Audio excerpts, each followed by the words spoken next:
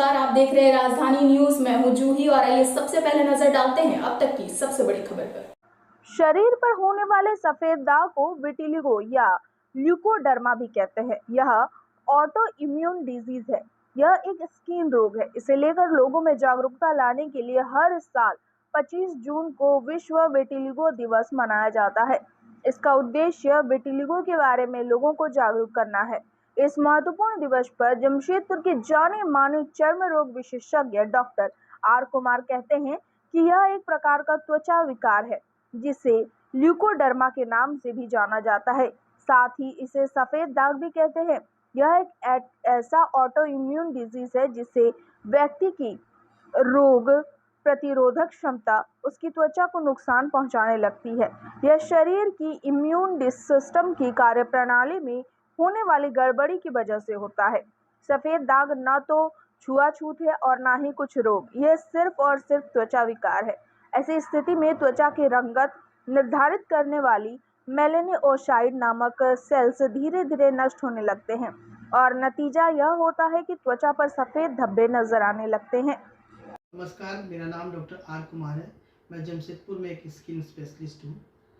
आज मैंने world vitiligo day के उपलक्ष्य पे एक छोटा सा वीडियो बनाया है, जिसे देखकर मेरे पेशेंट, मेरे रिलेटिव, मेरे फ्रेंड्स जान पाएंगे कि यह विटिलिगो बीमारी क्या है, ये क्यों होता है लोगों को, इसके लक्षण क्या है, इसे कैसे ठीक किया जा सकता है और समाज में इस बीमारी को लेके क्या क्या भ्रांतियाँ फैली हुई, इन सभी का डिस्कशन हम एक छोटे से वीडियो में करेंगे। सफ़ेद दाग एक ऐसी स्किन की बीमारी है जिसमें पेशेंट हमें कंप्लेन करता है कि उनके शरीर में सफ़ेद दाग हो रहे हैं, वाइट पैच आ रहे हैं।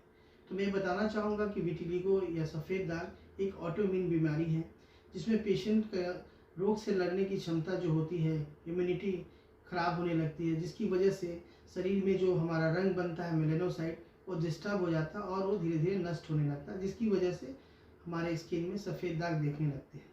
इसे पहचानने का बहुत ही आसान तरीका है। जब कभी किसी पेशेंट को किसी तरह का शरीर में दाग दिखाई दे तो वह तुरंत नज़दीकी किसी भी सर्टिफाइड डर्मेटोलॉजिस्ट को ज़रूर दिखाएं।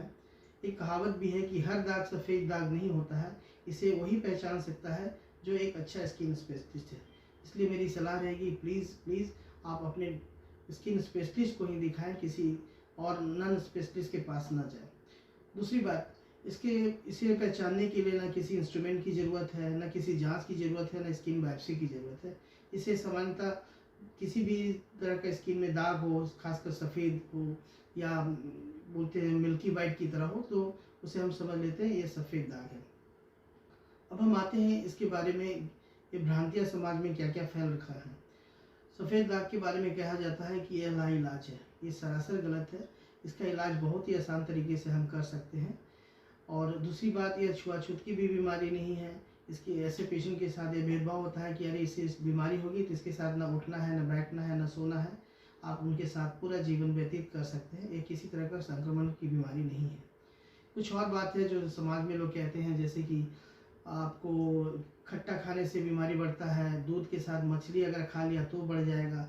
ये सब बेकार की बातें, हमारे मेडिकल साइंस में ये प्रूव नहीं है, तो आप इसका आनंद ले सकते हैं। और ऐसे भी साइट्रस फूड जो विटामिन सी होता है, वो हाई एंटीऑक्सीडेंट उसके अंदर होता है, तो क्यों ना हम उसके सेवन से और इसके रोग की